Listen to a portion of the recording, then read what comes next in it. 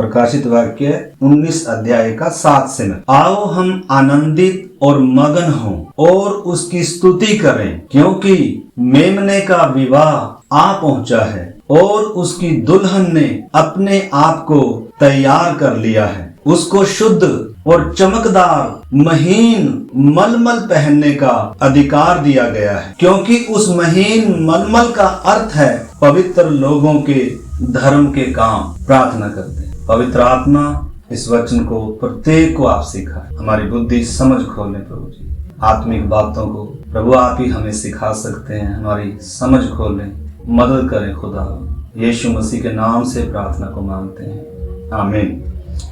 इसका 6 से हम पढ़े लिखा, फिर मैंने बड़ी भीड़ का सा और बहुत जल का सा शब्द और गर्जन का सा बड़ा शब्द सुना, हालेलुया, क्योंकि प्रभु हमारा परमेश्वर सर्वशक्तिमान राज्य करता है। इसलिए आओ हम आनंदित और मगन हों, क्योंकि मेमने का विवाह आ पहुंचा है। युगों से इस बड़े दिन का बेसब्री से इंतजार हो रहा है। यीशु का क्रूस पर मरने का उद्देश्य है और संसार का, सृष्टि का बनाए जाने के पीछे जो उद्देश्य है वो यही है, एक दुल्हन तैयार हो। पूरा यूनिवर्स इंतजार कर रहा है इस बड़े दिन के लिए। इसलिए ये बहुत खुशी का विषय है। जैसे शादी किसी की होती है तो खुशी का विषय होता है, उसकी बहुत तैयारियां चलती हैं। शादी में एक लड़का होता है, एक लड़की होती है, दोनों आपस में मंगेतर होते हैं, मंगनी लगी होती है और कुछ समय बीत गया होता है मंगनी हुए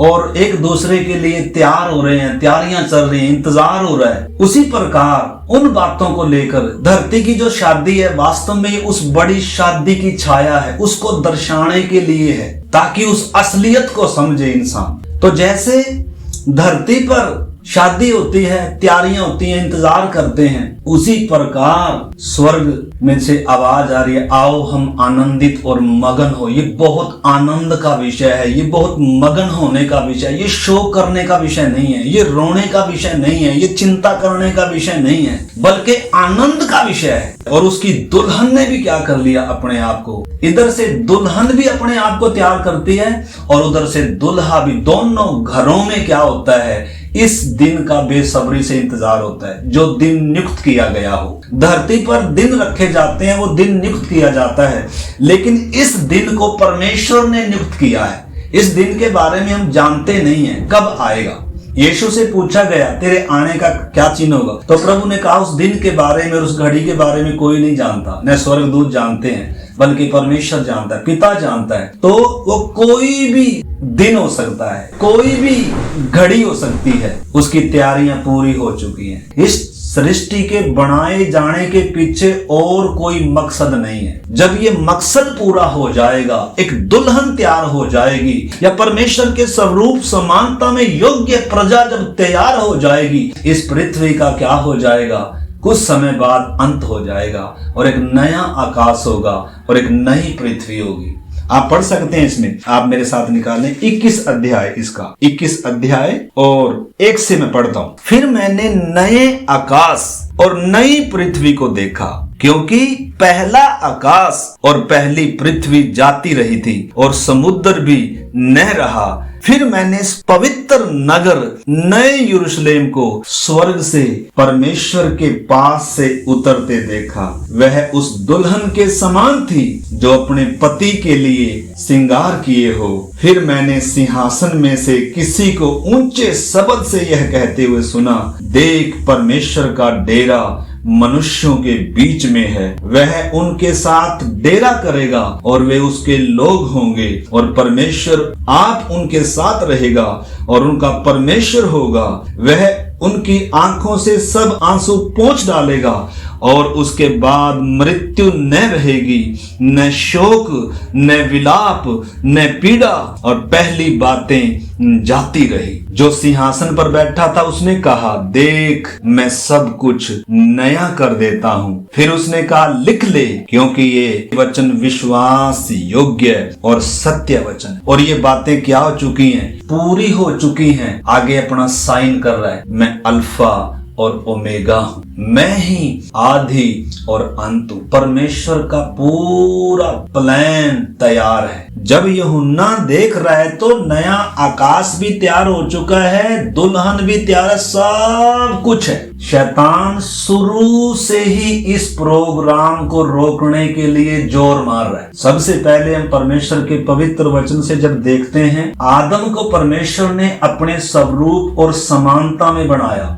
आदम परमेश्वर का असली प्रोग्राम नहीं है। हाँ, वो परमेश्वर की योजना का एक हिस्सा मात्र था, वो इंसान की शुरुआत मात्र थी। आदम परमेश्वर के उसमें नहीं था। आदम से ऊंचा दर्जा अब कलीसिया का है, उद्धार पाए हुए व्यक्ति का है, जिसके अंदर परमेश्वर की आत्मा वास कर रही है, जिसके अंदर परमेश्वर अपना काम कर रहा है, जिसके अंदर मसीह का स्वभाव बनना क्या हो गया, आरंभ हो गया, जिसने नया जन्म पाया, जो नई सृष्टि बना है। आदम परमेश्वर ने जब बनाया, आपको मालूम है परमेश्वर ने इंसान को कठपुतला नहीं बनाया। कठपुतले का मतलब जिसको सारी कुछ बातें बोल बोल कर बताना पड़ेगा ना, उसको अपने स्वरूप में, अपनी समानता में बनाया। और आपको मालूम है परखने वाले को भी रखा हुआ है, सबूत देना है आदम ने। तो परमेश्वर के पवित्र वचन से हम जब देखते हैं शैतान पूरे जोरों से क्या करता है, परमेश्वर ने ही शैतान को भी सिरजा है और शैतान उत्पत्ति में कामयाब हो गया आदम और हवा को भ्रष्ट करने में। इसलिए पौलुस की चिंता क्या है, पौलुस का डर क्या है, क्योंकि शैतान शुरू से इस बड़े प्रोग्राम को, यानी कि इंसान परमेश्वर के स्वरूप समानता में ना हो, उसके लिए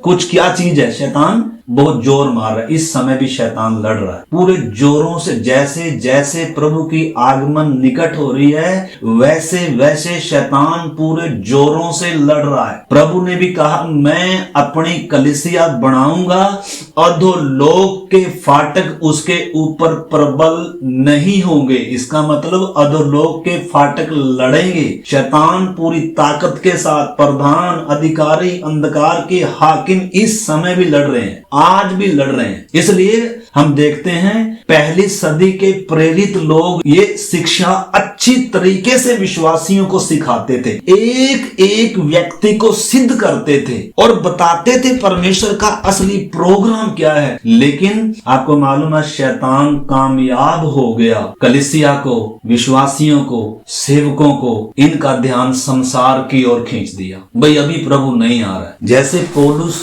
कह रहा था कि मैं डरता हूं कि जैसे सांप ने बड़ी चतुराई से, बहुत चतुराई से मित्र बनकर आया, प्रेमी बनकर आया, चिंता करते हुए आया। जैसे परमेश्वर को तुम्हारी चिंता ही नहीं है, जैसे मुझे ही तुम्हारी चिंता है। जैसे परमेश्वर नहीं चाहता कि तुम्हारी आंखें खुल जाएं, परमेश्वर नहीं चाहता कि तुम परमेश्वर के तुल्य हो जाए। मैं तुम्हें रास्ता बताता हूं, मैं तुम्हारा शुभ चिंतक हूं। शैतान घुसा, परमेश्वर ने ही उसको आने की अनुमति दी है। सबूत आदम ने और हवा ने देना था, आज सबूत कलीसिया ने देना है, मैंने और आपने देना है। हमें कोई कठपुतली नहीं बनाया, सारी चीजें बोल बोल कर बतानी पड़ेगी। अभी ये करो, आओ अभी हम प्रार्थना करें, आओ अभी हम वचन पढ़ें, आओ अभी ना। एक एक ने, हमने खुद ने क्या करना है, अपनी बुलाहट को क्या करना है, पहचान। इस ऊंची बुलाहट, आदम को ये बुलाहट नहीं थी। आदम परमेश्वर की योजना का सिर्फ एक हिस्सा था, जबकि परमेश्वर के स्वरूप समानता में था।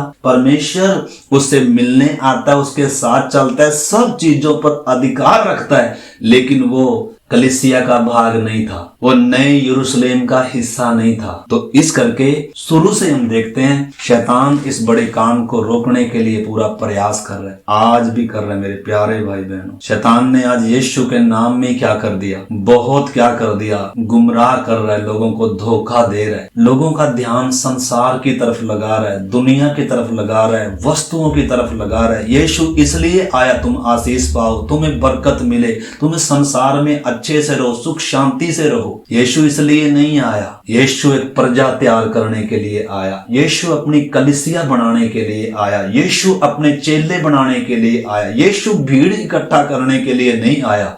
यीशु ने भीड़ से कहा, यदि कोई मेरे पीछे आना चाहता है तो पहले बैठकर क्या कर लो, हिसाब जोड़ लो, मेरी ये मांगे हैं। अगर यीशु को नहीं समझा ये बुलाने वाला कौन है, मुझे किसने बुलाया है? ये जो मुझसे बात कर रहा है ये है कौन है? जो कहता है जो मुझसे बढ़कर किसी और को प्रेम करता है तो वो मेरे योग्य नहीं है, ये है कौन? जब तक एक व्यक्ति इस व्यक्ति को, इस पर्सन को जब तक नहीं पहचानता कि ये कौन है, तब तक इसके पीछे चल नहीं सकते, तब तक इसका चेला नहीं हो सकते। अगर इसको एक चंगा करने वाला समझा है, आशीष देने वाला समझा है, बहुत से ईश्वरों में से ये भी एक ईश्वर है कर समझा है, तो फिर इसको हम उत्थान कभी नहीं दे पाएंगे। इसके लिए हृदय से कभी वो समर्पण भी आएगा नहीं। इस करके मेरे प्यारे भाई बहनों, शाम के समय हमने समझना है, अपनी बुलाहट को समझना। आज हमारा विषय तैयारी का है। मेमने का विवाह तो आ पहुंचा है, पूरी तैयारी हो चुकी है, सायरन बज रहे हैं, दूल्हा आ रहा है, दूल्हा आ रहा है, लेकिन क्या दुल्हन तैयार है? क्या मैं और आप तैयार हैं? क्या दुनिया में खोए हुए हैं? क्या काम में, बिजनेस में? आपको मालूम है जिसकी मंगनी हुई होती है ना, भले ही वो काम कर रही है घर का, जैसे जैसे डेट दिन नजदीक दिन आ रहा है उसका मन कहीं और लगा हुआ है। घर में रह रही है, परिवार के साथ बातचीत कर रही है, काम धंधा सब कुछ कर रही है, लेकिन उसका मन कहीं और लगा हुआ है और अपना ज्यादा समय शीशे के सामने अपने आप को मतलब तैयार करने में, क्योंकि इतने दिनों से इंतजार है, किसी से मंगनी लगी है, किसी ने मुझसे वायदा किया है, किसी ने मुझसे वाचा बांधी है। मंगनी बहुत बड़ी चीज होती है। तो सबसे पहली बात तो अगर अभी तक मंगनी नहीं हुई, तो मैं और आप अगर मंगनी नहीं हुई तो दुल्हन का हिस्सा है ही नहीं है। दुल्हन वो है जिसकी बात लगाई गई है। इस करके वो वचन भी मैं एक बार और पढ़ना चाहता हूँ, आप मेरे साथ निकाल लें। 2 कुरिन्थियों और 11 अध्याय और 2-3 वचन पढ़ेंगे। क्योंकि मैं तुम्हारे विषय में ईश्वरीय धुन लगाए रहता हूँ। ईश्वरीय धुन, देखो सेवक का काम क्या है वास्तव में? उनका आटा दाल चल जाए, आशीष मिल जाए, बीमारी ठीक हो, ये नहीं है। ईश्वरीय धुन क्या है? एक ईश्वरीय धुन है, एक सांसारिक धुन है। कह रहे मैं तुम्हारे विषय में ईश्वरीय धुन लगाए रहता हूँ, इसलिए कि मैंने एक ही पुरुष से तुम्हारी बात लगाई है। क्या लगाई है? बात लगाई है कि तुम्हें पवित्र कंवारी की नाई उस मसीह को सौंप दूं। परंतु मैं डरता हूं कि जैसे सांप ने अपनी चतुराई से हवा को बहकाया, वैसे ही तुम्हारे मन उस सिधाई से, उस पवित्रता से जो मसीह के साथ होनी चाहिए, कहीं भ्रष्ट ना किया जाए। यदि कोई तुम्हारे पास आकर किसी दूसरे यीशु का, आपको मालूम है शैतान आज यीशु के नाम में भी काम कर रहा है, कलीसिया को गुमराह कर रहा है, विश्वासियों को गुमराह कर रहा है। संसार से अलग होने की जरूरत नहीं है, ज्यादा कुछ त्यागने की जरूरत नहीं है। यीशु इसलिए नहीं आया कि हम दुख सहें, यीशु इसलिए नहीं आया कि हम परेशानी सहें, यीशु तो इसलिए आया ताकि हमारे कष्ट दूर हो जाएं, हमारी बीमारियां दूर हो जाएं, हमारी तकलीफें दूर हो जाएं, हम आशीष पाएं। मांगो तो तुम्हें दिया जाएगा, इसलिए क्या मांगो? आज यीशु के नाम में ही मसीहत गुमराह हो गई। किसी और नाम से कलीसिया गुमराह नहीं हो सकती है, शैतान को अच्छे से मालूम है। इसलिए दूसरा सुसमाचार, दूसरी आत्मा और दूसरा यीशु के बारे में इधर पौलुस बता रहा है। कह रहा है अगर कोई तुम्हें ये वचन प्रचार करे जो मैंने नहीं किया, जो हमने नहीं किया, जो प्रेरितों ने शिक्षा नहीं दी जिसके बारे में, तो आप आगे पढ़ सकते हैं, लिखा है वो श्रापित हो। अच्छा होता वो अपने अंग काट लेते, इसमें लिखा हुआ है गलातियों की पत्री में। तो आपने समझना मेरे प्यारे भाई बहनों, शैतान बड़ी चालाकी से कलीसिया का तैयारी ना हो, लोग तैयार ना हो, लोग कामों में लगे रहें, लोग परिवार में बिजी रहें, लोग संसार में बिजी रहें। इस करके शैतान क्या कर रहा है? आज आपको मालूम है, देखो हम अपने जीवनों से देख सकते हैं, जबकि चारों तरफ सायरन बज रहा है, प्रभु की आगमन किसी भी समय हो जाएगा, लेकिन मेरी तैयारी के विषय में बाइबल में बहुत सारी बातें बताई गई हैं, उदाहरण भी दिए यीशु ने। आज मेरी और आपकी तैयारी कैसे है? संगति में आते हैं, वचन सुनते हैं, उसके पास भूल ही जाते हैं, लेकिन दुल्हन भूलती नहीं है। जिसकी मंगनी लगी है ना, वो भूलेगी नहीं। इस करके मेरे प्यारे भाई बहनों, मैंने और आपने अपनी बुलाहट को पहचानना है। वचन में लिखा है दुल्हन ने अपने आप को तैयार कर लिया है, कोई जबरदस्ती इसके साथ नहीं करता। ये कोई दूध पीती बच्ची नहीं है, ये उसके डील डोलता तक आ गई, जवान हो गई, इसका मन और किसी में लगा नहीं है। हाँ, अगर कहीं मन और लगा है तो आपको मालूम है आज ऐसी भी दुल्हन है। कल की बात है, बारात घर पे आ गई और लड़की ने सुसाइड कर लिया। क्यों सुसाइड कर लिया? क्योंकि किसी और से प्रेम है। होने वाले दूल्हे से कोई प्रेम नहीं है, कोई लगाव नहीं, मंगनी जरूर हो रही है लेकिन प्रेम किसी और के साथ है। जिसका किसी और के साथ प्रेम है वो कहाँ तैयार होगी? वो तो एंजॉय कर रही है, वो तो अपने रिश्ते में क्या है। लेकिन ये व्यभिचार है, ये व्यभिचार है। इसलिए कि संसार से मित्रता करना व्यभिचार है। वस्तुओं से प्रेम करना भी यीशु से बढ़कर अगर पवित्र कुमारी जिसकी मंगनी लगी है, जिसका उद्धार मंगनी को दर्शाता है। मंगनी का मतलब है जिस व्यक्ति का, जिस आत्मा का उद्धार हो गया, पापों की माफी मिल गई। तो उस रिश्ते को समझाने के लिए यहाँ उदाहरण लिया जा रहा है। परमेश्वर की संतान है, पुत्रों का भी है, चेलों का भी उदाहरण है। हम यीशु के चेले हैं, हम परमेश्वर की संतान हैं, हम मसीह की देह हैं। कलीसिया को अलग अलग नामों से संबोधित किया ताकि हम उस रिश्ते की गंभीरता को हम समझ सकें। आज संसार छोड़ने के लिए बहुत सारे तैयार नहीं है। यीशु को छोड़ देंगे लेकिन संसार नहीं छोड़ सकते। मरना मंजूर है लेकिन संसार को नहीं छोड़ेंगे। आत्महत्या कर रही है बहुत सारी। किसी के साथ जैसी पता लग रहा है ना भाई आज या कल में आने वाली है बारात, परिवार वालों ने इतनी मेहनत करके, इतने पैसे खर्च करके और इतना कुछ तैयार किया, लेकिन पता ही तब चला वो तो किसी को लेकर भाग गई। उसका तो किसी के साथ क्या चल रहा था, फेर चल रहा था। तो पहले से क्या होगी? भ्रष्ट। इसी प्रकार शैतान कलीसिया को चाहता है लोग क्या हो जाए? भ्रष्ट हो जाए। वो वस्तुओं से प्रेम करे, वो स्वर्गीय वस्तुओं से नहीं, पृथ्वी की वस्तुओं से, नाशवान वस्तुओं से प्रेम करे, वो चीजों से प्रेम करे, वो पैसे से प्रेम करे, वो काम से प्रेम करे, वो संबंधों से प्रेम करे। मसीह से बढ़कर वो इन चीजों से प्यार करे। मसीह को सबके बाद में रखे, मसीह से पहले। आज शाम के समय मैं और आप, अगर आज मुझे और आपको चुनाव करना पड़े, मसीह या रिश्ते, मसीह या संसार, तो किसको चुनेंगे? अगर मुझे और आपको इस समय कुछ भी कीमत मुझे देनी पड़े, अपनी जान भी अगर मुझे देनी पड़े, मैं मसीह को कभी नहीं छोड़ूंगा। चाहे मुझे निंदा उठानी पड़े, चाहे मुझे जान देनी पड़े, चाहे मुझे घर से निकाल दिया जाए। क्या इस समर्पण में है? अगर ये समर्पण नहीं है तो फिर कलीसिया का हिस्सा कैसे बन सकते हैं? प्रभु ऐसे लोगों को कैसे लेकर जाएगा? यीशु ने अपना प्रेम प्रकट किया, मेरे और आपके लिए त्यागा गया, मुंह पर थुकवाया, कोड़े खाए। कह रहा है जैसे मैं संसार का नहीं हूँ, मेरी दुल्हन भी संसार की नहीं है। जो संसार के हैं वो परमेश्वर के नहीं है। जो संसार क्या होना चाहता है वो अपने आप को परमेश्वर का बैरी बनाता है। आपने इस चीज को अच्छे से समझना है। प्रभु के आगमन में देर नहीं, सायरन बज रहा है, लेकिन मैं और आप देख, संगति सुन करना, प्रार्थना करने का कोई अर्थ नहीं रह जाता अगर मेरे जीवन का लक्ष्य मेरे सामने नहीं है, अगर मेरी बुलाहट मुझे मालूम नहीं है। धीरे धीरे चीजों से प्यार आ गया, धीरे धीरे रिश्तों से प्यार आ गया। आज तो दूल्हे का चुनाव करना पड़ेगा। तो मैं बार बार कहता हूँ, देखो इन्हीं दिनों कितना हम समाज में देख सकते हैं, कितनी दूर से बिना इज्जत की परवाह किए किसी से प्यार हो गया, उसके लिए सब कुछ कुर्बान कर देती हैं। चाहे आते ही वो मार दे, चाहे आते ही वो लड़ाई झगड़ा करे, चाहे आते ही वो चिंता नहीं है।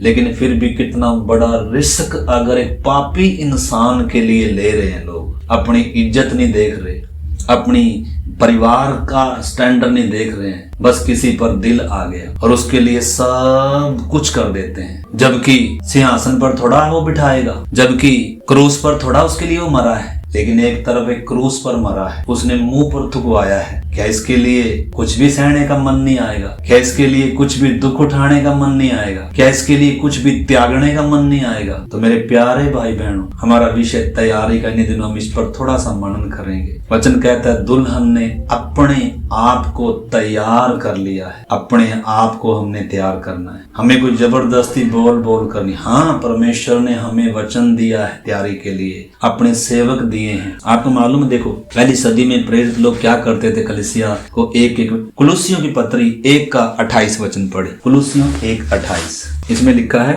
जिसका प्रचार करके हम हर एक मनुष्य को चेतावनी देते हैं और सारे ज्ञान से हर एक मनुष्य को सिखाते हैं कि हम हर एक व्यक्ति को मसीह में सिद्ध कर कर उपस्थित करें। प्रेरितों की जो सेवकाई हम पहली सदी में देखते हैं, पत्रियां पढ़े आप, प्रेरितों के काम पढ़े, प्रेरितों ने क्या सिखाया, प्रेरितों की चिंता क्या थी, प्रेरितों की प्रार्थनाएं क्या थी। लेकिन आज हम देखते हैं दुनिया में उसके बिल्कुल विपरीत है। मसीह समाज सिर्फ एक क्या बनकर रह गया, जैसे दूसरे धर्म या बाकी गुरुओं के पीछे लोग जाते हैं दुनिया की चीजों के लिए, परिवार के सुख शांति के लिए। ऐसे बहुत बार हम देखते हैं, मैं और आप, मैं ये नहीं कह रहा आप ऐसे हैं तो, लेकिन हम भी मेरे प्यारे भाई बहनों अपनी तैयारी को हम सब ने क्या करना है, खुद इन दिनों मेहनत कर। क्या आज प्रभु आएगा तो मैं तैयार हूँ? अगर मेरा मन इस दुनिया में लगा है, इस शरीर पर लगा है, इस संसार पर लगा है, तो कैसे मैं प्रभु के साथ जा सकता? बहुत सारे उदाहरण हैं। इस करके मैंने जैसे बताया, आदम इस कलीसिया का हिस्सा नहीं था, वो सिर्फ परमेश्वर की उस योजना का एक हिस्सा मात्र है। असली योजना कलीसिया है। प्रभु कलीसिया बना रहे समय, कलीसिया तैयार करने के लिए पवित्र आत्मा आया है। क्या पवित्र आत्मा को मैं अपने जीवन में काम करने दे रहा हूँ? क्या परमेश्वर के पवित्र वचन को मैं अपने जीवन में काम करने दे रहा हूँ? क्या परमेश्वर जो सेवक भी परमेश्वर ने हमारे लिए रखे हैं, क्या मेरे जीवन में कोई मायने रखता है ये चीजें, या मैं अपनी मनमर्जी से अपने जीवन के फैसले ले रहा हूँ? मैं और आप जान सकते हैं मेरे प्यारे भाई बहन, कोई जबरदस्ती खींच कर किसी को ये तैयार करने का कोई प्रोग्राम नहीं है। इधर वचन कहता है, दुल्हन ने अपने आप को क्या किया है, तैयार किया है। जिसको मसीह समझ में नहीं आया उसके लिए मुश्किल हो जाएगी। इस करके इन दिनों मसीह को पहचानने का प्रयास करें। क्रूस पर मरा है कौन? इस करके मेरे प्यारे भाई बहनों, बहुत सारी बातें, हमारा समय उतना नहीं, थोड़ा सा आपको मालूम है, जगत की उत्पत्ति से पहले ही परमेश्वर ने अपना प्रोग्राम, अपनी योजना तैयार करके रखी। एकदम से अचानक से प्रोग्राम नहीं बनाया परमेश्वर ने, हो आदम ने पाप कर दिया चलो अब इसका उद्धार कर। नो नो नो, पहले से ही मालूम था, सृष्टि के बनाने से पहले ही मालूम था इंसान बनाऊंगा, इंसान गिरेगा, मैं क्रूस पर आकर इसके लिए जान दूंगा और मैं अपनी आत्मा मनुष्यों के अंदर डालूंगा और मनुष्य को अपने स्वरूप और समानता में बनाऊंगा। और मनुष्य भी क्या करना है, मनुष्य भी परमेश्वर एक दिन में बना सकता है। जिसने पूरा यूनिवर्स एक दिन में बना दिया, वो हमें एक दिन में मतलब अपने स्वरूप समानता में बना सकता है। लेकिन वो सृष्टि रहेगी और परमेश्वर रहेगा, अंतर कभी खत्म नहीं होगा। परमेश्वर अपने स्वरूप में, अपनी समानता में बनाना चाहता है, अपनी डील डोल तक बनाना चाहता है। इसलिए यीशु ने कहा, जैसे मैंने जय पाई है, जो कोई जय पाएगा, तो जय पाने के लिए कुछ चीजें रखी हुई हैं। संसार जय पाने के लिए है। संसार में डूब सकते हैं, जय पा सकते हैं। मोबाइल में डूब सकते हैं, जय पा सकते हैं। अगर कोई परीक्षा नहीं है तो फिर मतलब, अगर बच्चे जब स्कूल में पढ़ते हैं तो परीक्षा नहीं है, तो परीक्षा है तभी अगली क्लास है। परीक्षाएं तो जरूर है, पास करना है टेस्ट को, परीक्षाओं को पास करना है। तो इस करके मेरे ज्यादा नहीं, अगर अभी तक बहुतों की मंगनी नहीं हुई है, सुनने से कुछ नहीं होगा, हर रोज सुनते रहें, कुछ नहीं होगा सुनने से जब तक वचन ग्रहण नहीं करेंगे। लेकिन जितनों ने उसे ग्रहण किया, विश्वास दुनिया करती है, ग्रहण दुनिया नहीं करते। दो बातें, विश्वास करना और ग्रहण करना, दो बातें हैं। विश्वास तो दुष्ट आत्मा भी करते हैं और थरथराते भी हैं, कांपते भी हैं, पूरे भूत प्रेत यीशु पर विश्वास करते हैं। याकूब कहता है, निकम्मे मनुष्य, अगर तेरा विश्वास तेरे कामों में नहीं दिखता, तेरे चाल चलन में नहीं दिखता, तो तेरा ये विश्वास थोथा है, तेरा ये विश्वास मुर्दा है, किसी काम का नहीं है। विश्वास और प्रेम कामों से झलकता है। मरियम यीशु से प्यार करती है, उसके कामों से दिखता है। पापी स्त्री यीशु से प्यार करती है, एक लेवी के घर में जा रही है, वो चिंता नहीं उसको कि मुझे पथराव कर कर मार देंगे, उसको चिंता नहीं लोग क्या कहेंगे, उसको ये मालूम है मुझ पापी के लिए यीशु, मैं पापी और यीशु मेरे पापों को क्या कर सकता है। इसलिए उसके पांवों पर झुक रही है और अपने आंसुओं से क्या कर रही है, उसको चिंता नहीं है अपनी इज्जत की। जो यीशु को प्रेम करने वाले हैं ना, अगर वो अपनी इज्जत की चिंता करते हैं तो मैं और आप यीशु के पीछे नहीं चल पाएंगे, छोड़ देंगे एक दिन। जब चुनाव करने का समय आएगा छोड़ देंगे, परंतु मेरे प्यारे भाई बहनों इन दिनों यीशु मसीह को समझें, अपनी बुलाहट को समझें, अपने रिश्ते को समझें। अगर मंगनी हुई है तो शैतान चाहेगा कि भ्रष्ट हो जाएं, संसार में खो जाएं, संसार में की बातों में बिजी हो जाएं, ताकि इनकी तैयारी ना हो और ये रह जाएं और मैं इन पर फिर क्या करूं। इस करके शैतान भी फाड़ने वाले सिंह की तरह चारों तरफ घूम रहा है। खुद बचाना है इंसान ने, खुद क्या करना है समझना है। परमेश्वर के सारे हथियारों को वचन कहता है बांध लो, उद्धार का टोप पहन लो, धार्मिकता की झिलम पहन लो, सुसमाचार की तैयारी का जूता पहन लो। मतलब हम सब ने, मैंने और आपने करना है। पास्टर जबरदस्ती बोल बोल कर थोड़ा ना, यीशु की भेड़ उसका शब्द पहचानती है और उसके पीछे हो लेती है। इस करके अभी हम प्रार्थना कर रहे हैं, मेरी और आपकी तैयारी कितनी है। इन दिनों मेरा मन किस में लगा हुआ है, क्या इन दिनों मैं तैयार हो रहा हूँ। जब हम परमेश्वर का वचन पढ़ते हैं तो ये जैसे हम शीशे के आगे आते हैं, दर्पण के आगे आते हैं, तो हमें दर्पण में हमें अपने चेहरे पर गंदगी दिखती है। उसी प्रकार जब हम परमेश्वर के पवित्र वचन में आते हैं, ये दर्पण के समान हमारी गंदगी दिखाता है। पवित्र आत्मा भी हमारी गंदगी दिखाता है। क्या हम वचन को ग्रहण कर रहे हैं? क्या हम वचन के अनुसार शुद्ध होते जा रहे हैं? प्रभु की बाट जो रहे हैं, प्रभु की आने का जल्दी प्रयत्न कर रहे हैं कि प्रभु जल्दी आ। इन दिनों अगर सोए हुए, देखो सोए हुए हैं तो जाग सकते हैं, मरा हुआ जागता नहीं, मरे हुए को तो जीवन ही चाहिए। जगा उसे ही सकते हैं जो सोया हुआ है, जिसका ध्यान इधर उधर थोड़ा सा हट गया, उन बातों में इन बातों में लग गया, उसको थोड़ा सा क्या किया जा सकता है, थोड़ा सा मतलब उसको सचेत किया जा सकता है, जागृत किया जा सकता है, उसको थोड़ा सा उसका ध्यान सही बातों की तरफ खींचा जा सकता है। लेकिन अगर कोई है ही मरा हुआ तो उसको तो जीवन की जरूरत है, मन फिराने की जरूरत है। जब तक एक व्यक्ति नए सिरे से जन्म नहीं पाएगा, धार्मिक लोगों को लेने के लिए यीशु मसीह नहीं आ रहा। धार्मिक लोग भी बहुत हैं बिना नया जन्म पाए। इसलिए इन दिनों मेरे प्यारे भाई बहनों अभी हम प्रार्थना करने जा रहे हैं। आने वाले दिनों में ये विषय हम सब की जरूरत है, इस विषय पर हम मनन करेंगे। तो आज हमने देखा तैयारी का विषय। आदम परमेश्वर की योजना का हिस्सा नहीं था, भले परमेश्वर के साथ चला है। असली उद्देश्य, असली योजना कलीसिया है और तैयार हो चुकी है। बस समय वो घड़ी आने वाली है। मुझे और आपको भी मौका है। अगली बार से हम देखेंगे बाइबल में कुछ स्त्रियों के जिक्र है, कलीसिया का उदाहरण है, कलीसिया को दर्शाती है, रिबेका कलीसिया को दर्शाती है, मरियम कलीसिया को दर्शाती है, सामरी स्त्री कलीसिया को, एक एक उसका पहलू को दर्शाती है। तो आने वाले दिनों में हम सीखेंगे। तो आइए मेरे प्यारे भाई बहनों, शाम के समय आइए हम अपने जीवन को जांचें। आज ज्यादा दूर ना जाए, आज सुबह से लेकर इस समय तक, या अभी जो हमारा शाम का रात का समय हमारे आगे बाकी है, हमारे जीवन में सबसे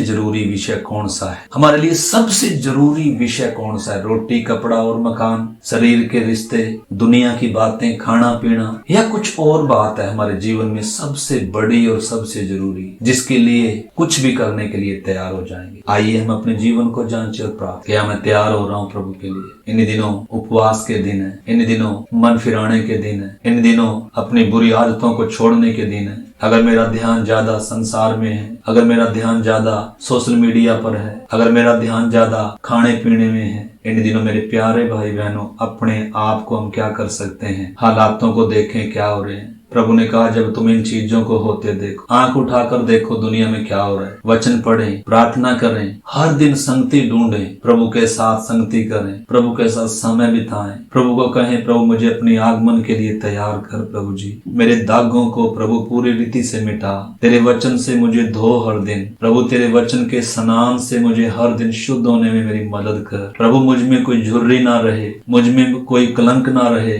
बल्कि बेदाग हो जाऊं प्रभु जी। हालेलुया। आइए प्रार्थना करें। प्यारे प्रभु जी इस पवित्र वचन के लिए आपको धन्यवाद हो प्रभु जी। हम हर एक को प्रभु, जब दुनिया की घटनाएं कितनी भयानक आ चुकी हैं, स्थिति कितनी गंभीर है इस समय प्रभु जी, प्रभु ये सब तेरी आगमन के संकेत है खुदा।